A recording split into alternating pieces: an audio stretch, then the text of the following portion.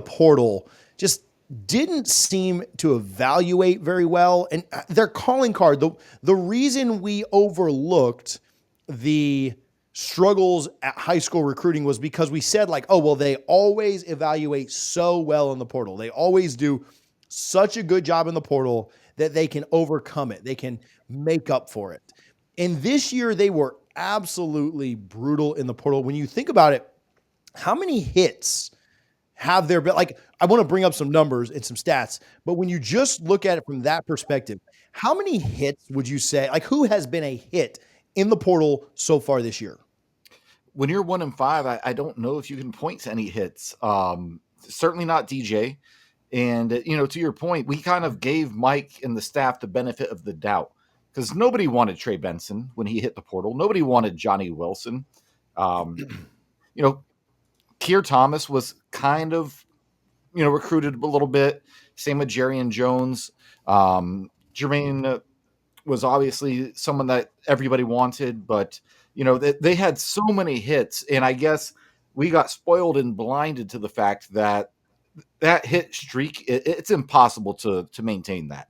It really is. When you look at last year's roster, like over half your starters between your starting 22 were portal guys that were all hits. Like Trey Benson is in the NFL now. He was a third-day pick, and nobody wanted him. Mario didn't even want to take him to Miami, and he recruited him to Oregon.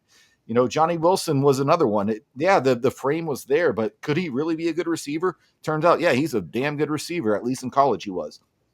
I can't think of a single hit in the portal right now based on what we've seen on film through 6 games. I just don't see it, TJ. Yeah, so to me, like, for what you expected him to be, I think Lolo Heo was probably a hit. Like, you expected him to be like a good run-stopping defensive end, and he's been that. I think Jalen Lucas was probably about what you expected until he got hurt. I'm not going to blame the staff for him getting injured. I think Richie Leonard was a hit. I'll give them that one. I mean, he was your best offensive lineman before he got hurt, which, I asked Florida people when he transferred, and they were like, nope, we got too many guards. We're not even going to miss him. So for that to be your best offensive lineman, like, you probably have bigger problems than you realized for that to be the case. And then I think Jaylen Brown was I think to me will probably end up being a hit over the course of his career. He's been one of your more consistent wide receivers. That's one that I don't have a huge issue with. And you have other guys that could turn into hits. Like maybe Marvin Jones turns it on this year and next year. You could have guys be second and third year hits. Yeah. Benson could be good. There's a lot of potential, but there was no slam dunks. Yeah. And you needed slam dunks. You lost Jared Verse. You lost Braden Fisk. You lost Johnny and Keon. You lost Trey Benson. Like, you needed some guys to come in and be hits. You lost Bless Harris.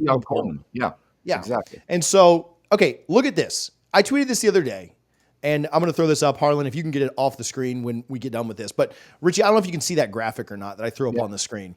But player A, these are PFF grades. PFF, not necessarily the end-all, be-all, but something to look at. Player A, an overall grade of 34. That's awful. Like 60 is kind of like replacement level. 70 is like kind of average to above average, and then 80 is like really good. Overall, 34. Run defense, this player has a 49.4. Tackle, 47.5. All of these are awful. Pass rush, 60. That's very limited snaps for that. And then coverage, 32.5. It is a defensive back. Player B, 75.7. Run defense, 75.7 as well. Tackle, 71. Pass rush, again, for a DB, doesn't really matter, but still an upgrade, 63.1. And then coverage, 74.1. You look at the snaps, 31 snaps and 142 snaps. Did you see the tweet? Do you know who these two players are? I'm fairly certain I do. I'm fairly certain player A is Earl Little Jr. and player B is Greedy Vance. Yeah, Greedy Vance absolutely balling out with a really good nickel corner PFF grade, and Earl Little, who has barely played at all. In a much better conference than the ACC. Yeah, and so frustrating to see that. Frustrating to see. I'll get right back to chatting with Richie, but first, let me get a little love to Lucy. I know the season hasn't gone the way we wanted to, but I certainly have enjoyed this product as some kind of relief. Now, Lucy products are not for everyone, but I will tell you, as someone who used to chew tobacco when I was younger, these have been pretty great. They're tobacco free and they're not owned by Big Tobacco at all. I really have enjoyed the mint flavor. And if you've tried similar products in the past, you should give Lucy a shot. Go to lucy.co. You can go to lucy.co/DFNS and or use our code DFNS to get 20% off your first order. Lucy also offers free shipping. You might think, oh, I got to order online, so I'm going to have to pay. No, free shipping, and it has a 30-day refund policy if you change your mind. There is literally no risk. That's lucy.co, code DFNS for 20% off. Here comes the fine print. Lucy products are only for adults of legal age, and every order is age verified. Warning, this product contains nicotine, and nicotine is an addictive chemical. Now, fortunately, Kevin Noles his grade has been much closer to Greedy's, not as good as Greedy's, but been much closer to Greedy's than Earl's, right? So your wins above replacement, right, has not let you down terribly, and defensive back is not the position that I'm going to harp on or say is just terrible for Florida State. But I do think in a bigger picture scheme of looking at things, that was a horrible miss by the staff. Now, maybe Earl turns it around. Jerry and Jones was unplayable at times. Earl is absolutely unplayable right now. And I think what the staff did is they missed on guys early in the portal. The kid went to A&M. Another kid went to Colorado. Another kid went to Indiana. And they fell back on old relationships they had. They finished second for Earl Little out of high school. They finished second for Marvin Jones Jr. out of high school. They finished second for Jalen Brown out of high school. They finished second. They had a relationship with Richie. And what they did was they just circled back to those kids they already knew. And they got, I don't want to call it lazy, but kind of lazy. And again, Greedy versus Earl, not impacting you that much because Noles has stepped up and been much better than you thought he would be. But it does kind of prove to the point of, man, you got so enamored with those high school evaluations that you completely blew it in the portal. And again, that one for one, maybe not the worst that you have seen, but go look at what Dennis Briggs is doing compared to what some of your defensive tackles are doing. Go look at what some other guy, Bless Harris, is doing compared to your tackle. It's pretty alarming what you let walk for what you let walk in, and it is certainly hurting Florida State overall. So just misevaluating the portal. Like, how did we get here? When the book is written, when the podcast is done, well, we just did it. That's how. You misevaluated the portal, you missed, and that one there is pretty alarming. Because I think fans loved Greedy. I think they were thrilled to get Greedy Vance in. And the trade-off there was pretty bad. So, Richie, any other thoughts on the portal or just where we were in general, and then we can kind of move on from there?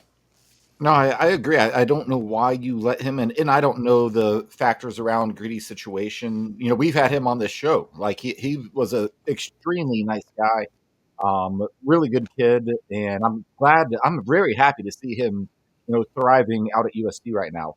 But yeah, they just made a ton of bad miscalculations, and 1-5 is proof of that. There's nothing else to say, really. Yeah, frustrating. Hopefully that's something that can improve. Hopefully that's something that they can get better with again. But certainly has not been very good this year. I think the other thing with the portal that you mentioned, not only did Florida State miss in the portal, the supply and the demand is a real thing. And Florida State, to their credit, got on the portal before anybody else, right? Like Norvell was the portal king, right? It was him or Lane Kiffin or this guy or that guy, but it was Norvell based on the results they got out of the portal. And I think it made everybody else look around and say hey, we can fill certain holes on our roster too. Like, look what Miami did. Miami went out and got the best quarterback available. They went out and got one of the best running backs available. They got really good defensive linemen that Florida State wanted, that Miami was willing to essentially pay more for, right? Florida State was kind of cheap on that. And Florida State didn't pressure as much as Miami did. Like, Miami beat your butt for those defensive linemen. They went out and got wide receivers that were really good that Florida State could have used. And so all that said, and it wasn't just Miami. Ole Miss went nuts in the portal this year. A&M went nuts in the portal this year. Florida got some good pieces in the portal this year. A really good linebacker in Pup Howard, who they had a previous relationship with. Good wide receivers. That DK kid nearly won them the game last night with punt returns. And so, I think that Florida State took advantage of the portal before everybody else did, and then for some reason just didn't realize, hey, everybody else is going to catch up to this too. Yeah. Supply and demand is going to be a problem. We probably cannot ride this thing into the ground. And they tried to ride it into the ground. And unfortunately, it kind of bit them in the ass. Yeah. No, it's frustrating because to your point, Mike Norvell, he hit the portal early in his career because he had to. He didn't have an option. This roster was so devoid of talent when he got here between the end of the Jimbo years and the 2 years of Willie. Nobody wanted to come to Florida State. And Jermaine Johnson was really the first guy that he went and found and kind of made it cool to come to Florida State from the transfer portal. And now that stigma's over. Like, no one cares. No one's like, oh, I'm a portal guy. If I go to Florida State, I'm going to thrive. Yeah, we had that happen with several players in the past few years, but that's gone at this point. So he needs to, we talked about it last week. There's a lot of changes that need to be made. He needs to hold his assistant coaches much more accountable when it comes to high school recruiting, because you mentioned you stopped just shy of saying they're lazy. I'll go out and say it. I think this is a lazy recruiting staff as a whole, and that's frustrating. And I truly believe that. Mario Cristobal is a terrible game day coach, but when it comes to the recruiting trail, he is relentless. And look what they're doing now. They're number 6 in the country. They've got some help from the refs. I'll throw that out there. But yeah, like Mike needs to demand more of his staff when it comes to the trail. And if you can't deliver, he needs to move on from them.